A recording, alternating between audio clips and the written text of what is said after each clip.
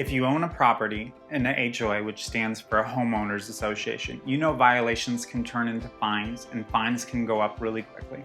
I'm going to share with you some steps that I use to make sure my tenants are always in compliance with the HOA. Clear HOA verbiage on all my leases.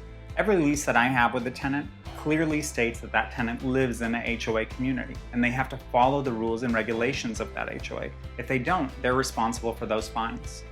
Provide the tenant with a copy of the rules and regulations of the HOA. This is something I do at the time of lease signing. I give them a copy of the rules and regulations, and then that way they can't come back to me later with an excuse saying, hey, I didn't know that was a violation, or I didn't know that I would get a fine for not following that rule. I can come back to them and say, hey, when we signed the lease, I gave you a copy of the rules and regulations of the HOA. The HOA needs to have the correct mailing and email address. This is something that I see happen very frequently. An owner moves out of a property and rents it out, but the HOA still has that rental property address as the mailing address. And they're sending all violations and fines to the tenant's address. You want to make sure that an HOA always has the most current and recent mailing address and email address. So that way we're always on top of every violation and fine that comes in, and we can respond to them in a timely manner. Give copies of the violations to the tenants.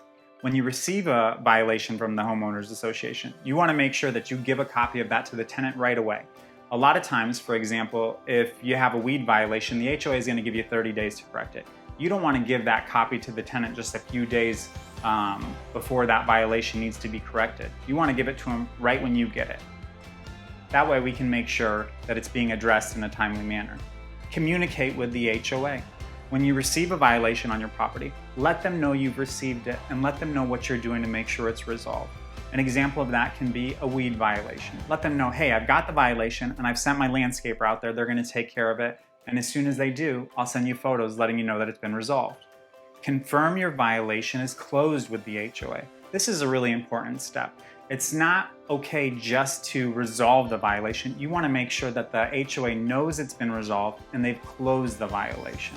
Send them photos. If it's a garage door that needs painting or a front door that needs painting or weeds that need pulling, send them photos that it's been corrected, email them those photos, and make them respond to you in writing via email that the violation's closed and there's no fines. HOAs can be a real pain, but ignoring them can lead to huge fines and huge penalties. Follow my tips, and an HOA is one less thing you'll have to worry about. For more tips like this, please subscribe to my YouTube channel and follow me on social media.